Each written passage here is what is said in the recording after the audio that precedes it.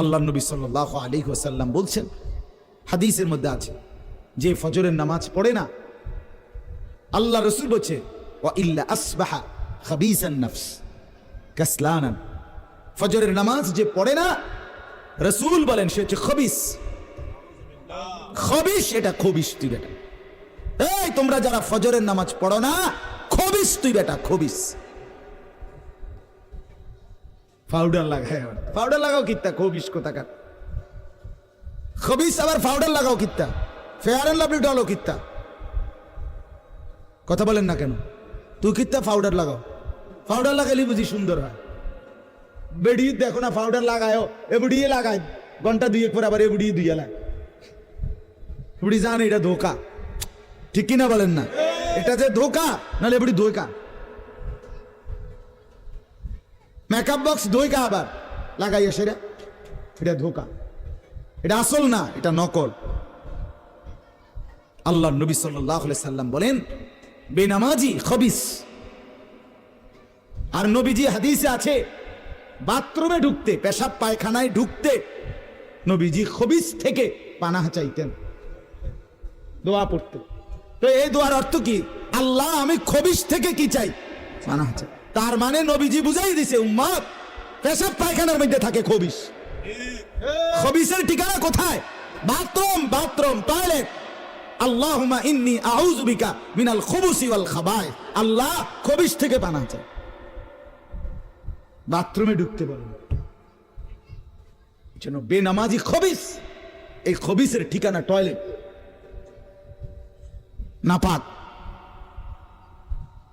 এটা নাপাক, এটা অপবিত্র, অপদার্থ, এটা অকর্মণ্য। এটা জিন্দেগির আর অর্থ কি? জীবন মানে খানা, জীবন মানে ঘুম, জীবন মানে লজ্জাস্থানের চাহিদা পূরণ, যৌন চাহিদা পূরণ, এই তিন জিনিস। তাহলে কুকুরের সাথে, বিড়ালের সাথে, গরু ছাগলের সাথে তফাৎ কি? ওই প্রাণীগুলো তো খানা, ঘুম এবং যৌন চাহিদা পূরণ করে কিনা? কথা বলেন না কেন? কুকুরের ছাও আছে কিনা? তো কুকুর বিড়াল খায় কিনা? কুকুর বিড়াল ঘুমায় কিনা? তো তোমার সাথে তফাৎ কি? বেনামাজি বলে সেজদা নাই যার কপালে, আমনের লগে জানোয়ারের পার্থক্য কোথায়? আমনে খারাইয়া কোনছে ভিডিও করুন, আমনে কোন? হ্যাঁ বলেন, এখন বলেন, আমরা শুনি, এনে 10 জনে বিচার করুন, পার্থক্য কোন? আপনার সাথে জানোয়ারের তফাৎ কি? ছেলেরা বলো বাবা, তোমরা যারা মাগরিবের নামাজ পড়ো নাই, হ্যাঁ লজ্জা কোথায় তোমাদের? শরম কোথায়? এই বেহায়া, কোন লজ্জায় আল্লাহর জমিনে চোখ তুলে তাকাও? হ্যাঁ নির্লজ্জ, ছি ছি ছি ছি ছি। মুসলমান এত আত্মমর্যাদা বোধহীন হয় কিভাবে? মালিককে চিনে না, বানানে ওয়ালাকে চিনে না, গোলামি বোঝে না, সেজদা দিতেও মন চায় না। মুসলমান এত পাষাণ হয় কেমনে? আরে তার মা কোথায়? তার বাবা কোথায়? আরে তুই কোন মার দুধ খাইছ রে? তোরে কি মা দুধ খাওয়ায় নাই? তুই কি বাবার হাতে বড় হও নাই? তুই কি মুসলমানের ঘরে জন্ম নেওয়াই? হায় না ফরমান। মা বাপ গুলোকে বললাম, কি ফুতেরে মা আমনে দুধ খাওয়াইলেন? এই অপদার্থ তো সেজদাও দেয় না। হ্যাঁ এই বাপ, কাল লাগে বা বিল্ডিং বানাইলেন? এই হাইওয়ান তো সেজদাও দেয় না। কাল লাগে সোফা বানান, মাত বুড়ি দেখান, চা দোয়ানে বইয়া গপ মারেন, জিভুত লইয়া বালা আসি, কিতা বালা? এ ফাঙ্গাস আর তেলাপিয়া খান যে, এ কারণে বালা। হ্যাঁ এ ফার্মের মুরকা আর কক মুরকা, দুন্দুল আর করলা, দৈন্যাত আর কাঁচামরিচ, টমাটো আর শশা, এই তো খানা। আর কিতা কথা বলেন? আর কি ঘুরে গেলে তো ফাঙ্গাস তেলাপিয়ে। দুনিয়ার বেশি কি ভোগ করছি আমরা? খুব আশ্চর্য কিছু, অনেক কিছু দুনিয়া ভোগ করছি আমরা। এটুকু দুনিয়া ভোগ করছেন বলে এ ফান কদ্দুর খান, বিড়ি খান, চা খান, বন খান, টেলিভিশনে মানুষের বেডির নাচ চান। আমনের বেডি তো আর নাচে না, নাচে মানুষের বেডি। কথা বলেন না? এতটুকু দেখেই দুনিয়া ভোগ করছেন বলে খুশি হয়ে গেলেন, তৃপ্ত হয়ে গেলেন, মজা পেয়ে গেলেন। আহা আফসুসের ব্যাপার। এত লম্বা আখিরাত কেমনে পার হবেন? এত লম্বা কবরের জিন্দেগি কেমনে পার হবেন বলেন তো? নূহ আলাইহিস সালামের জামানায় যারা মারা গেছে তারা আজ কত হাজার বছর কবরে পড়ে আছে। ইব্রাহিম আলাইহিস সালামের জামানায় যারা মারা গেছে তারা আজকে কতদিন কবরে পড়ে আছে। হ্যাঁ, আবু জেহেল আজকে কত বছর কবরে পড়ে আছে? 1450 বছর, আরো বেশি, 1450 বছর ধরে পড়ে আছে কবরে। এরপরে তো হাসরের মাঠ, এরপরে তো ফুলসেরাত, এরপরে তো জাহান্নাম, আরো তো রইছে। তাহলে দুনিয়ায় থাকলি কতদিন, কবরে পড়ে রইলি কতদিন? আপনি বলেন। আবু জেহেল দুনিয়াতে ছিল 800 বছর, কথা কন না? আবু লাহাব দুনিয়াতে জীবিত ছিল 900 বছর, তো কবরে আছে কত বছর? তো বাঁচছে কয় বছর? নাহলে 60 বছর, নাহলে 70 বছর, ঠিক কিনা বলেন? তাহলে দুনিয়ায় ছিলি কতদিন, কবরে আসত কতদিন? আচ্ছা, এই কথাই এখনই মনে হইল? হ্যাঁ, এরপরে তো সামনেটি রয়েছেই মিয়া, এখনো তো কিয়ামত আসে নাই, এখনো তো ইসরাফিল ফু দেয় নাই। একবার ফু দিবে, সব কবরে যাবে, আবার ফু দিবে, হাসরের মাঠ কায়েম হবে। আবার হাসরের মাঠের একদিন, খোদার কসম এই কোরআনে আল্লাহ বলছে, হাসরের ময়দানের এখন একদিন, প্রতি একটা দিন কয় ঘন্টা? হাসরের একদিন আল্লাহ বলছে 50,000 বছর, 50,000 সানা, 50,000 বছর। হাসরের ময়দানের পুরা সময় না, একদিন, একদিন।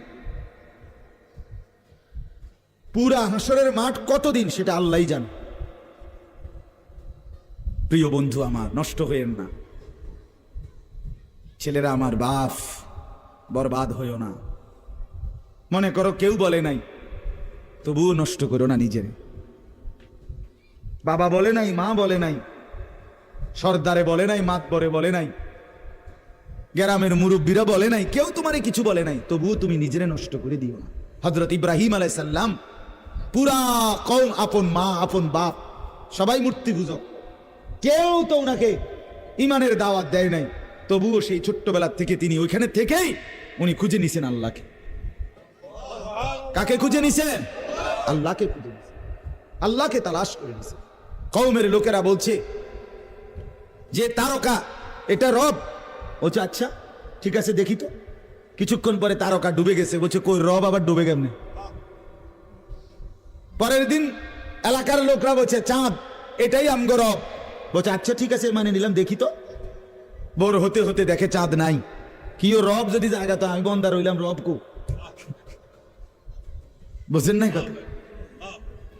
এরপরে বলছে সূর্য, এটা বড় সড়ো মোড়া তাজা, এটাই রব। হ্যাঁ, ইব্রাহিম আলাইহিস সালাম বলছে আচ্ছা দেখি তো। সন্ধ্যা হয়েছে আর সূর্য ডুবে গেছে। তো ইব্রাহিম আলাইহিস সালাম বলছে হায় আমার কওম, কি কও এডি তোমরা? তোমার মাথা ঠিক আছে নি? রব কেমনে এর মোড়ে নামে? রব এমন হয় কেন? বানানে ওয়ালা এত দুর্বল হবে কেন? তখন তিনি বলছে ইন্নী ওয়াজ্জাহতু ওয়াজহিয়া লিল্লাযী ফাতারাস সামাওয়াতি ওয়াল আরদা হানিফা ওয়া মা আনা মিনাল মুশরিকিন। যে না কওম শোনো, আমি তোমাদের বানানো কোনো দিকে ফিরবো না, আমি ফিরছি, আমার চেহারা, আমার জিন্দেগি ফিরাইয়া দিলাম ওই সত্তার দিকে যিনি 7 আসমান ও জমিন পুরাটা বানাইছে। হানিফান, একনিষ্ঠভাবে আমি শুধু তার দিকে ফিরলাম। ওমা আনা মিনাল মুশরিকিন, আমি মুশরিকদের অন্তর্ভুক্ত নই, আমি আল্লাহকে ছাড়া কাউকে মানি না। হ্যাঁ, হযরত ইব্রাহিম আলাইহিস সালামের বাবা বলছে পুত, তোরে আমি তেজ্য পুত্র করে বাড়ি ছাড়া করে দেব।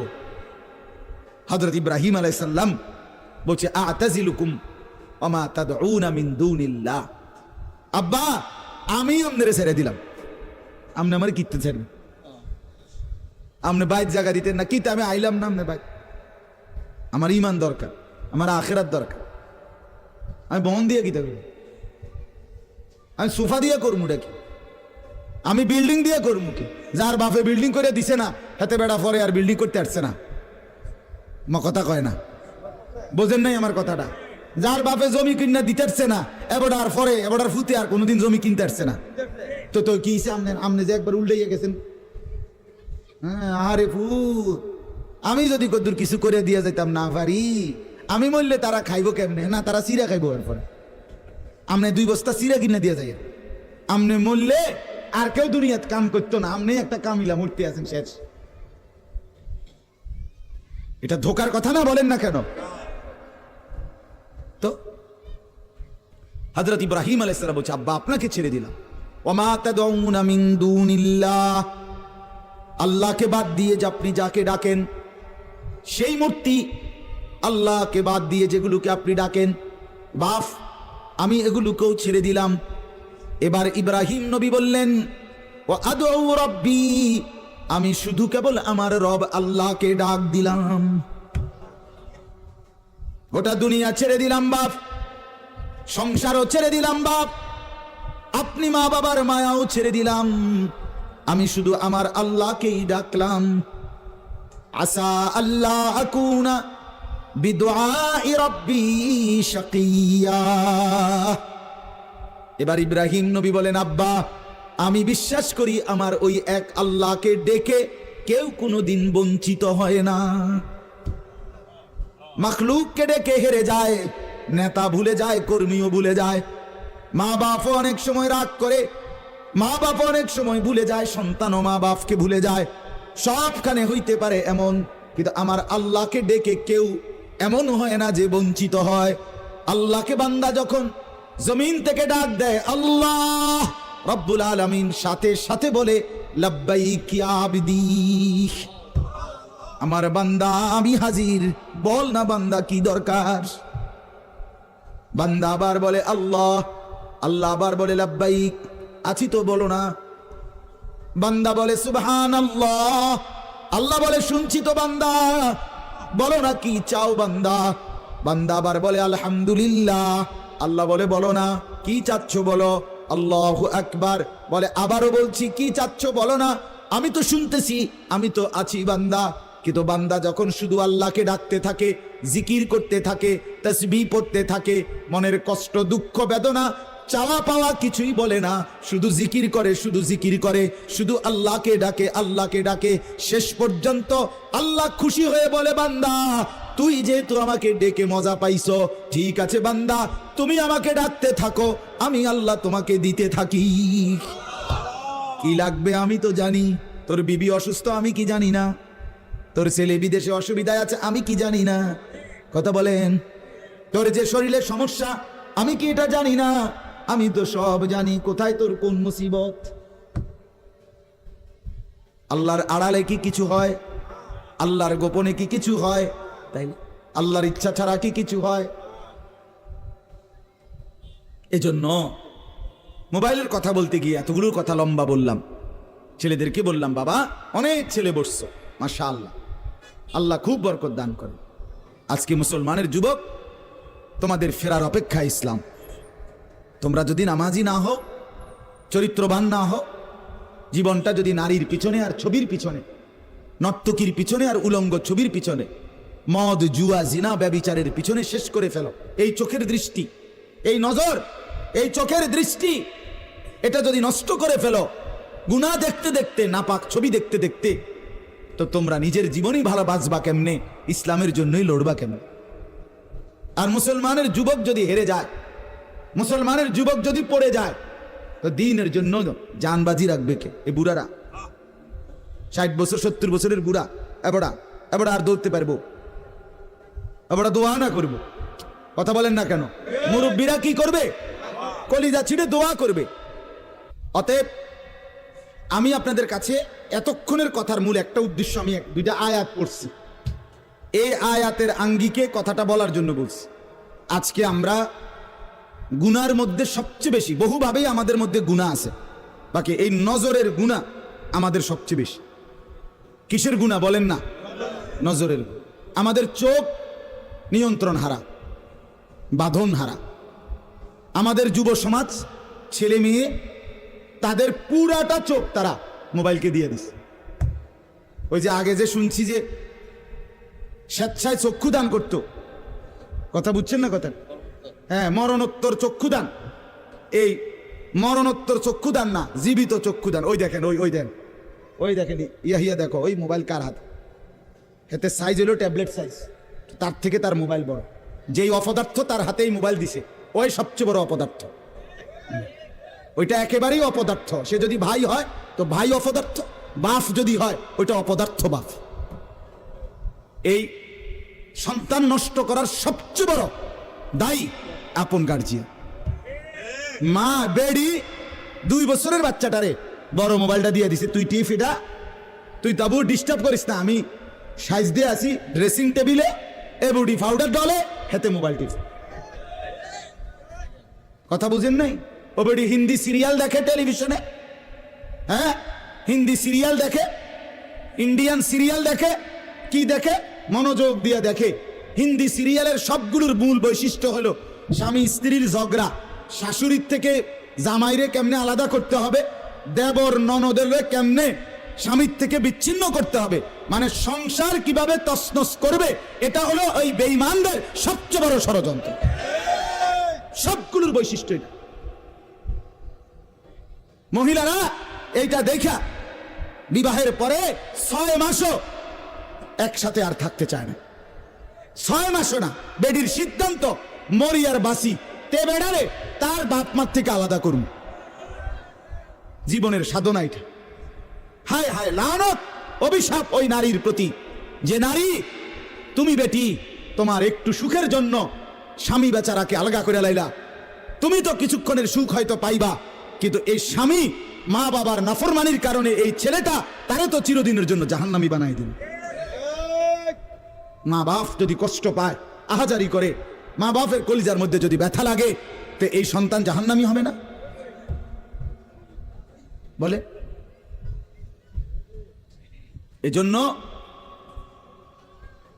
আমরা প্রত্যেকেই এই কথাটা বলতেছিলাম, আজকে আমাদের সবচেয়ে বড় গুনাহ আমাদের ছেলেদের, আমাদের মেয়েদের, আমাদের নারীদের, আমাদের পুরুষদের, আমাদের জওয়ান, আমাদের বুড়া, আমাদের যুবতী, আমাদের বৃদ্ধা, সবার একটাই বড় রোগ আমরা চোখ অনিয়ন্ত্রিত। বুড়া মানুষও টেলিভিশন চায়, বুড়া চাচা বাঁকা হয়ে গেছে, কাশে বেরামে ধরে গেছে, কিন্তু এবার টেলিভিশন সাউন্ড, বেডির সাউন্ড, চা দোকানে নাচ গান দেখার অভ্যাস ছোটে নাই। এমন অভ্যাস আছে কিনা বলেন না? যার নাই হেবড়া রাগ না হইলেই ভালো। আর যেবড়া রাগ হইলে, আপনার অভ্যাস থাকলে, আপনার রাগ হইলেই কি আর আসলেই কি। অতএব নজর নিয়ন্ত্রণ করা চাই, নজর হেফাজত করা চাই, নজর সুন্দর করা চাই। অতএব আমার বাপ, আমি আপনাদের কাছে কোরআনুল কারীমের এই 2টা আয়াতের তরজমা শুনাইতে চাই। এটা পুরুষদের জন্য, নারীদের জন্য, উভয়টা। একজন মুসলিম পুরুষ, তার ব্যাপারেও আল্লাহর হুকুম, একজন মুসলিম নারী, তার ব্যাপারেও আল্লাহর হুকুম। উভয়কে আল্লাহ তাআলা বলছে চরিত্রের হেফাজতের জন্য সবচেয়ে প্রথম শর্ত, 1 নাম্বার দৃষ্টি হেফাজত। কোন মানুষের চরিত্র সুন্দর কিনা এটার প্রমাণ তার নজর ঠিক কিনা। আমি ওই কথা শুদ্ধ কয়, ফ্যান ফিনছে, শার্ট গাও দিছে, স্প্রে লাগাইছে, কথাবার্তা এমনি কুমাইয়া কয় জি জি জি আঙ্কেল কেমন আছেন, ভালো আছেন, এ আর মাশাআল্লাহ দেখছুনি ও ভদ্র ভদ্র বাইয়া পড়তে আছে একবারে। না না না না, 1 নাম্বার পবিত্রতা, সুন্দর, উত্তম আখলাক, সৎ চরিত্রবানের 1 নাম্বার বৈশিষ্ট্য হলো যে যার চক্ষু নিরাপদ, যে চোখ নিরাপদ রাখে। 1 নম্বরে আল্লাহ তাআলা বলেন। আর চূড়ান্ত হলো যে নিজের লজ্জাস্থান হেফাজত করে। এই 2 দিকের বেড়া, মাঝখান দিয়ে এর ভিতরে যা আছে সবগুলো এতে নিয়ন্ত্রিত হবে। যে নিজের চোখকে হেফাজত করে, নামায়া রাখে, ভিন নারী, হ্যাঁ, যেই দৃশ্য দেখা, যেই ছবি, যেই নাচ গান, অশ্লীল দৃশ্য, হ্যাঁ, উলঙ্গ ছবি, বেপর্দা নারী, ভিন নারী, যাকে দেখার আমার কাছে অনুমতি নাই, আল্লাহ অনুমতি দেন নাই, তার থেকে নজর যে নামিয়ে রাখে এবং নিজের লজ্জাস্থান যে হেফাজত করে, আল্লাহ কোরআনে বলছে যালিকা আজকা লাহুম, এটাই হচ্ছে সর্বশ্রেষ্ঠ পবিত্রতা। এটাই হলো সর্বশ্রেষ্ঠ, কি বলেন না, পবিত্র, সেই বড় পবিত্র। এবার হে শুদ্ধ কথা কোক আর সিটেঙ্গা কথা কোক, কথা নোয়াখাইল্লা হোক আর সিলিটটা হোক, এটা দেখার বিষয় না। দেখার বিষয় হলো তার নজর দৃষ্টি এটা নিচের দিকে কিনা, আর লজ্জাস্থান হেফাজত কিনা। এই দেখেন আল্লাহ কি বলে শুনেন। 18 নম্বর পারা 24 নম্বর সূরা, সূরায়ে নূর, এই সূরার 30 নম্বর আয়াত। আল্লাহ তাআলা বলেন, কুল, হে নবী আপনি বলুন, লিল মুমিনিন, সমস্ত মুমিন পুরুষদেরকে, মানে এই হুকুম কার্যকর শুরু হবে যেই ছেলেটা সাবালক হয়েছে, যেই মেয়েটা সাবালক হয়েছে, ওই দিন থেকে 100 কার্যকর। কোন ছেলের উপরে যেদিন গোসল ফরজ হয়েছে, প্রথম যেদিন তার বীর্যপাত হয়েছে, সেদিন থেকেই সে সাবালক, প্রাপ্তবয়স্ক, সেদিন থেকেই সে যুবক, সেদিন থেকে ইসলাম মানা পুরাটা 100 তার উপরে ফরজে আইন। ওই দিন থেকে তার 1 মিনিট 1 সেকেন্ড হিসাবের বাহিরে হবে না। প্রতি সেকেন্ড নিঃশ্বাসের জন্য তাকে মৃত্যু পর্যন্ত, মানে বালেগ হওয়ার দিন থেকে মৃত্যু পর্যন্ত যে হায়াত পাইছে, যে দূর আল্লাহর কাছে হিসাব দিতে হবে তদ্দূর। রাতের হিসাব, দিনের হিসাব, হাঁটলে, বসলে, উঠলে, খাইলে, ঘুমাইলে, এমনকি নিঃশ্বাসের হিসাবও খোদার কসম আল্লাহর কাছে দিতে হবে। কোন মেয়ে যেদিন তার প্রথম মাসিক শুরু হয়েছে 13-14 বছর বয়সে, সেদিন থেকে সে প্রাপ্তবয়স্কা, সাবালিকা, সে যুবতী। অতএব সেদিন থেকে মৃত্যু পর্যন্ত তার হায়াত যতদিন পাইছে, একদিনের ভালো মন্দ, জায়েজ না জায়েজ, হালাল হারাম, বৈধ অবৈধ, সবকিছুর হিসাব সে আল্লাহর কাছে দিতে হবে। কথা বুঝলেন কিনা আপনি? হ্যাঁ, এটা জরুরি, এটা জরুরি। স্বামীর কারণে, শ্বশুরের কারণে স্ত্রী, মহিলা বলেন আমার স্বামী বাধ্য করছে দেবরের সাথে দেখা করা, স্বামী বাধ্য করছে ভাসুরের লগে দেখা করতে, খোদার কসম স্বামী যদি আসমান ভাঙ্গাও মাথাত ফলায়, তারপরও স্ত্রীর জন্য এই কথা মান্য করা স্বামীর হারাম। আর স্বামী যদি এই হারাম কাজের জন্য বাধ্য করে স্ত্রীকে, এই স্বামী জালেম। এই স্বামী কি বলেন না কেন, শাস্তো ভাই, জ্যাঠতো ভাই, খালতো ভাই, ফুফাতো ভাই, দুলা ভাই, তারারে কইছে বাদ বাইরা দাও, তুমি আজ্ঞায় দাও, তারা মেহমান, সব সময় কি আর আইনি? হ্যাঁ, যেই স্বামী বলে, যেই শ্বশুর বলে, এই উভয়টাই জালেম, নিকৃষ্ট পাপী, সীমালঙ্ঘনকারী, সীমালঙ্ঘনকারী, কোন সন্দেহ না, কোন সন্দেহ। আল্লাহকে, আল্লাহর হুকুমের বিরোধিতা করে মাখলুকের হুকুম মানা অনুমতি নাই, অনুমতি নাই। হযরত ইব্রাহিম আলাইহিস সালামের বাবা ওনাকে মূর্তি পূজা করতে বাধ্য করতে চাইছে, করছে না, কইছে না যে নরে তেজ্য পুত্র করে দেবো বেড়া, কোরআনের আয়াত। ইব্রাহিম আলাইহিস সালাম বলছে আমনেরে আমি ছেড়ে দিলাম। কিসের জন্য? ঈমানের জন্য। কিসের জন্য বলেন না? ওয়া ইন জাহাদাকা আলা আন তুশরিকা বি মা লাইসা লাকা বিহি ইলমুন ফালা তুতি'হুমা ওয়া সাহিবহুমা ফিদ দুনিয়া মা'রুফা। কোরআনে আল্লাহ বলেন, তোমার মা বাপ যদি তোমাকে আমি আল্লাহর সাথে শিরিক করতে বলে, তুমি কোনোভাবেই তার অনুসরণ করবে না। হ্যাঁ, তবে মা বাবার সাথে কষ্টদায়ক আচরণ করবে না, ব্যবহার করবে ভালো, ব্যবহার করবে উত্তম, তার গায়ে হাত দিবে না, তারে ধাক্কা দিবে না, তারে গালি দিবা না, তারে ধমক দিবা না, কিন্তু তার কথা মানবা না। কোন কথা? আল্লাহর নাফরমানির কথা, শিরিক, কুফর, নাজায়েজ, হারাম, হারাম। সেদিন আমার কাছে এক যুবক ভাই জিজ্ঞেস করছে এই কথা, যে তার বাবা তাকে বাধ্য করতেছে তার দোকান দেখাইয়া 5 লাখ টাকা সুদে টাকা নিয়ে দিতে। মন নাই? আমি পরিষ্কার আমরা বলছি যে অসম্ভব কথা। তোমার বাপ প্রয়োজনে তোমারে ঘর থেকে বের করে দিবে, দেও। এক তো তুমি তারে গালি দিও না, কিন্তু তুমি তার এই কথা মান্য না। এ কথা মানার অধিকার, যেটা আল্লাহ হারাম করছেন সেটা বাবার কথার কারণে হালাল?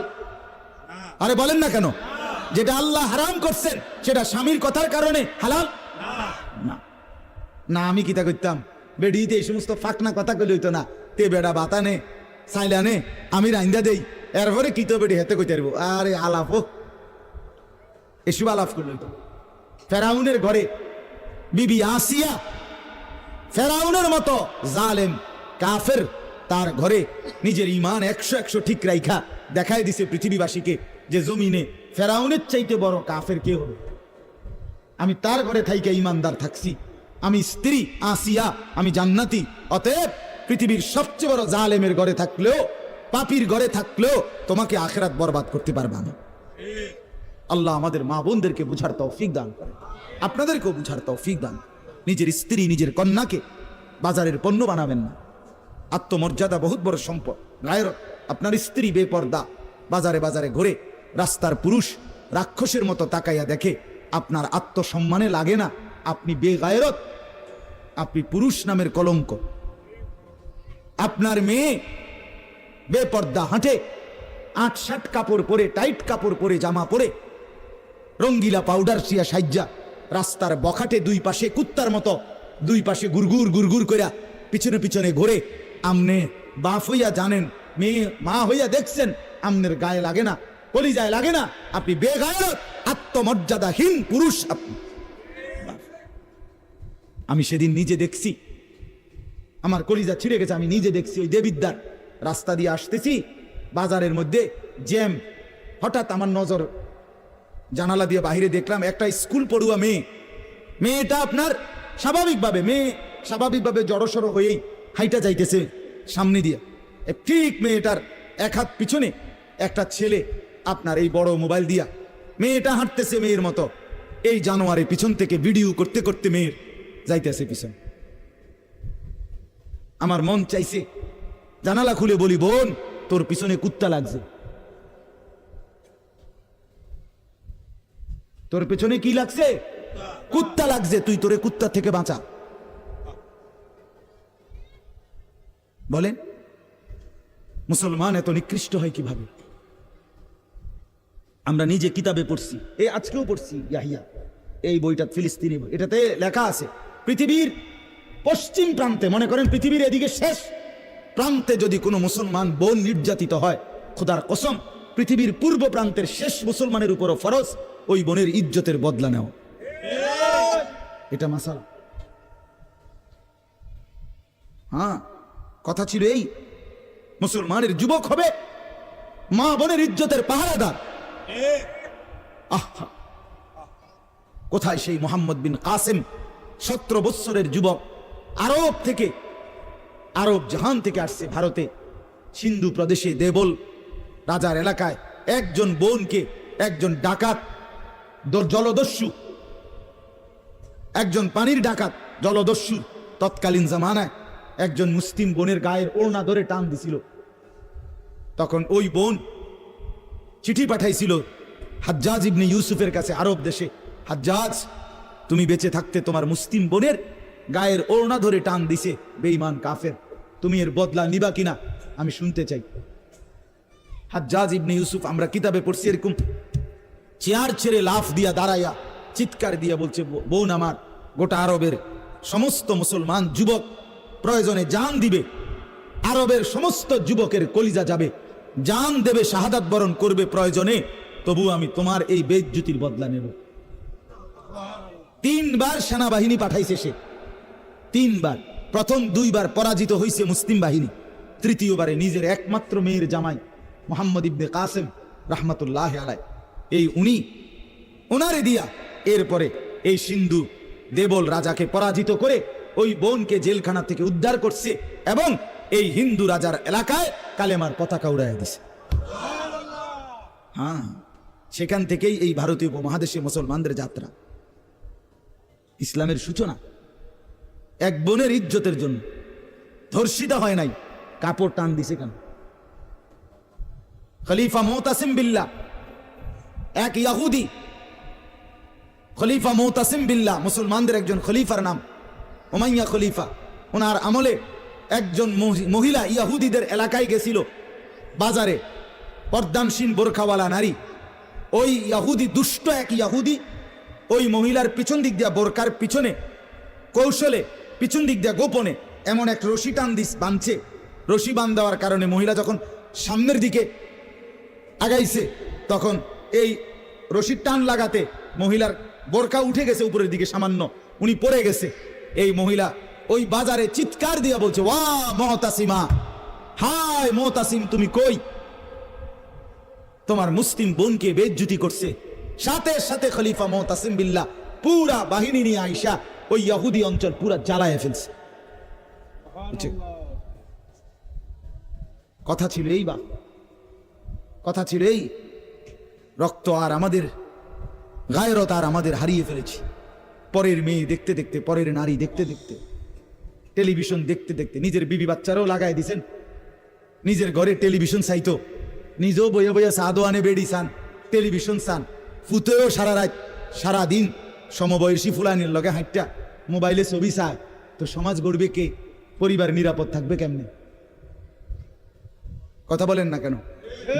বুড়ারাও সাদো আনে, বেড়ি তো ঘরের টেলিভিশনে, ফুলা ফাইনে মোবাইলের আড্ডায়, তো মানুষ চরিত্রবান হবে কিভাবে?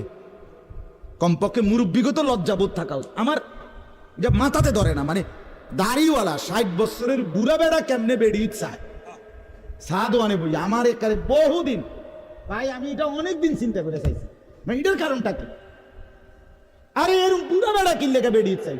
আমনের কি জীবনটা আজ এতটা বছর পরেও এখনো আমনের আখেরাতের কথা মনে পড়ে নাই? আরে কি ডাকাই তো আমনে মরতেন না?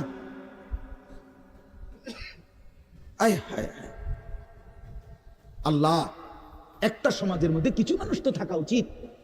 আরে বলেন না, 2, 4, 10, 50 জন মানুষ তো একটা সমাজে থাকা উচিত, যারা সবাইকে চরিত্রের কথা, আখলাকের কথা, নামাজের কথা, আল্লাহর কথা, পরকালের কথা বলবে। এটা কি উচিত না? কথা বলেন, উচিত না? কিছু মানুষ উচিত না। কই মানুষগুলো কই? বলেন না চাচা, ওই মানুষগুলো কই? চেয়ারম্যান ভাই বলেন, কই মানুষগুলো কই? আচ্ছা চেয়ারম্যান আপনি কোন ভাই? আমি তো এতক্ষণ খেয়াল করি নাই। আরিফ ভাই আমাদেরও খুব কলিজার টুকরা, মহব্বতের আমার। তো আমনে বলেন, একজন চেয়ারম্যানকে বলতে বলেন মাইক দিয়ে, এখন 1 সপ্তাহ 1 মাসে এই নারী গঠিত কেলেঙ্কারির কি পরিমাণ বিচার তারা করতে হবে? আমি অসংখ্য চেয়ারম্যানের সাথে কথা বলছি, প্রায় বলে হুজুর সমাজটা খাইয়া লাইছেন। এই যে বলতেছে এটাই বেশি চরিত্রহীনতার সয়লাব। আহারে নারী বেচারা স্বামী 16 বছর বিদেশ করছে, হায় রে কলজা ফাটা তার কষ্ট। কি পরিমাণ রোদ্রে টাকা রোজগার করছে, কয়টা টাকা। আমি তো সৌদি আরবে যে কয়বার আল্লাহ নেওয়ার তৌফিক দিছে, হজ উমরায় গেছি অন্য কোনো কারণে না, প্রতিবারই দেখছি বাফ আহারে প্রবাসীদের কষ্ট কাকে বলে। প্রখর রোদ। এই শুধু তর্জমাটা শুনেন, 5 মিনিটে শেষ হয়ে যাবে তর্জমা। আল্লাহ তাআলা বলেন, কুল্লিল মুমিনিনা, হে নবী আপনি মুমিন পুরুষদেরকে বলেন। তাহলে পুরুষ বলতে কি বুঝাইছি বুঝছেন তো এটা নাকি? যেদিন থেকে সাবালক, আর মহিলা যেদিন থেকে তার মাসিক শুরু হয় প্রথম, সেদিন থেকে নারী। আল্লাহ বলেন, হে নবী প্রত্যেক পুরুষকে বলেন, ইয়াগুদ্দু মিন আবসারিহিম ওয়া ইয়াহফাজু ফুরুজাহুম, তারা যেন বাধ্যতামূলক 2টা কাজ করে। 1, ইয়াগুদ্দু মিন আবসারিহিম, তারা যেন তাদের চোখ নিচের দিকে নামায় ভিন নারী থেকে, নাজায়েজ দৃশ্য থেকে, যে জিনিস দেখার অনুমতি নাই, যেই ছবি দেখার অনুমতি নাই, যেই নারীকে দেখার অনুমতি নাই, তার থেকে যেন তারা চোখ নামায়। ওয়া ইয়াহফাজু ফুরুজাহুম, এবং প্রত্যেকটা মুমিন যেন নিজের লজ্জাস্থানকে হেফাজত করে। নিজের লজ্জাস্থান হালালভাবে অনুমোদিত ছাড়া, স্বামী স্ত্রীর পবিত্রতা ছাড়া অন্য কোনো ক্ষেত্রে নিজের লজ্জাস্থানকে হারামভাবে যেন ব্যবহার না করে। নিজের হাত দ্বারা কোনো অবৈধ কাজ যেন না করে, নিজে পুরুষ যেন কোনো অবৈধ নাচ না করে, বিন নারীর সাথে যেন নিজের লজ্জাস্থানের জিনা ব্যভিচার, যেন অসভ্যতা অশ্লীলতা এমনটা যেন না করে। আল্লাহ বলেন, যালিকা আযকা লাহুম, কি হবে এতে? আল্লাহ বলে এটাই হবে সর্বশ্রেষ্ঠ পবিত্রতা। এটাই কি বলেন না? সর্বশ্রেষ্ঠ পবিত্রতা। ইন্নাল্লাহা খাবীরুম বিমা ইয়াসনাউন, আল্লাহ বলে যত কৌশলে, যত ফন্দিতে, যত বুদ্ধিতে, যত সিক্রেটে, যত গোপনে তোমরা যে যাই করো, আমি আল্লাহ 100 খবর রাখি। আমার কাছে গোপন কিছু গোপন নাই। অন্তরের হালাত, বাহিরের হালাত, কক্সবাজারের দৃশ্য আর বাড়ির দৃশ্য রাত গভীরের দৃশ্য, দিনের আলোর দৃশ্য, গোপন জায়গায়, হোটেলে, রেস্তোরাঁয়, অথবা পার্কে, বিনোদন কেন্দ্রে, অথবা মোটরসাইকেলে আরেক বেটার মেয়ে আরেক দিকে নিলাগা, যাই নাও, যেখানেই নাও, যত গোপন জায়গায়, মা দেখে নাই, বাবা দেখে নাই, গ্রামবাসী শুনে নাই, কেউ জানে নাই, কিন্তু আল্লাহ বলে বান্দা আমার খবর আছে, আমার থেকে আড়াল করতে পারবে না। অতএব চোখের হেফাজত, চোখের হেফাজত। বুড়া মানুষ আপনাদেরকে মৃত্যু পর্যন্ত, 90 বছরের বুড়া, আমার বুড়ো হয়ে গেছি, বয়স হয়ে গেছে না, মানুষের শরীর হাড্ডি মাড্ডি বয়স হয়। শাহওয়াত, শাহওয়াত যেটাকে বলে, কামনা বাসনা, এটা কখনোই বুড়ো হয় না, বুড়ো হয় না। হ্যাঁ হ্যাঁ, সোজা কথা, আমি খোলামেলা বললাম, শাহওয়াত কি হয় না, বুড়ো হয় না। এজন্য বালেগ থেকে বৃদ্ধ পর্যন্ত সবাই এই হুকুম। 2 নাম্বার আল্লাহ বলেন 31 নম্বর আয়াত, অকুল্লিল মুমিনাতি ইয়াগদুদনা মিন আবসারিহিন্না ওয়া ইয়াহফাজনা ফুরুজাহুন্না। হে নবী, আলাদাভাবে আপনি মুমিন মহিলাদেরকেও বলেন, নারীদেরকেও বলেন, তারাও যেন এই 2টা কাজ করে। কি? চোখ নামিয়ে রাখে, চোখ নামিয়ে রাখে। কোন নারী যেন রাস্তার পুরুষ, ভিন পুরুষ, যাদেরকে দেখার অনুমতি নাই, এই যে দেবর, এই যে ভাসুর, চাচাতো ভাই, মামাতো ভাই, ফুফাতো ভাই, খালাতো ভাই, দুলা ভাই, এরকম মানুষগুলো যাদেরকে দেখার অনুমতি নাই, রাস্তার পুরুষ যাদেরকে দেখার, চোখ ফেলার অনুমতি নাই, তাদের থেকে যেন চোখ নামিয়ে রাখে। ওয়া ইয়াহফাজনা ফুরুজাহুন্না। আল্লাহ বলে প্রত্যেক নারীকে বলেন, হে নবী, তারাও যেন তাদের লজ্জাস্থানের হেফাজত করে। এক নারীর সতীত্ব, তার ইজ্জত, তার সম্ভ্রম, এটাই তার জীবনের সবচেয়ে বড় সম্পদ। যে নারী সতীত্ব হারা, যে মেয়ে ইজ্জত হারা, তার জীবনে আর 2 পয়সার কোনো মূল্য নাই। জন্তু জানোয়ারের কোনো মূল্য থাকতে পারে, কিন্তু এই বেহায়া, বেশরম, লজ্জা হারা, ইজ্জত হারা, যেটা যদি কেউ ধর্ষিতা হয় নাই, কিন্তু পর পুরুষের সাথে অবৈধ সম্পর্ক করে, হারাম প্রেম করে, ভিন পুরুষের সাথে নিজের ইজ্জত নষ্ট করেছে, নিজের চরিত্র নষ্ট করেছে, খোদার কসম তার 2 পয়সার কোনো মূল্য এই সমাজে, দুনিয়াতে, আখেরাতে কোথাও নাই। সে ঘৃণিত, সে লাঞ্ছিতা নারী, এটার আর কোনো মূল্য নেই। এই জন্য বিবাহ বহির্ভূত প্রেম করার পরে, বিবাহ করার পর এই বিবাহ আর টেকে না। আমার কাছে বলি, হুজুর কি গভীর সম্পর্ক ছিল, এখন বিয়ে করলাম, 8 মাস না যাইতে সংসারটা জাহান্নামের টুকরা হয়ে গেছে। আমি বললাম মূল কারণ হইল, বিয়ার আগে আমনো হেবুডির কোনো দোষ ধরেন নাই, হেবুডিও আমনের কোনো দোষ ধরেন নাই, শুধুই কেবল ভালোই বাসছেন, কিচ্ছু আর কোনো ত্রুটি দেখেন নাই। তুমি না খুব ভালো, ও না এত ভালো, এটি তো ছিল আগে, যে সময় আপনি ভালো ভালো খাওয়াইছেন, চটপুটি, নুডলস, তারপরে বিভিন্ন বার্গার, এই সময় তো আরামে কথা কইছে। এখন যখন বিবাহ হয়ে গেছে, সংসার শুরু হয়েছে, এখন নুনের মধ্যেও দোষ, চিনির মধ্যেও দোষ। নুনও আগের মতো কড়া লাগে না, চিনিও আগের মতো মিঠা লাগে না। কথা বুঝেন না? এখন ভালোবাসা ঠুস। ভালোবাসা কি? এজন্য আল্লাহ বলেন, নারীকে বলেন নজর নামাইতে এবং নিজের লজ্জাস্থান হেফাজত করতে, বাকিটা অন্য কোনো দিন। আল্লাহ তাআলা আমাদের প্রত্যেক পুরুষ, নারী, যুবক, যুবতী, জওয়ান, বুড়ো প্রত্যেককে নিজের চরিত্রের সৌন্দর্যের জন্য চোখ দৃষ্টি নামানো এবং লজ্জাস্থান হেফাজত রাখবার তৌফিক দান করেন। আল্লাহ তাআলা কবুল করেন।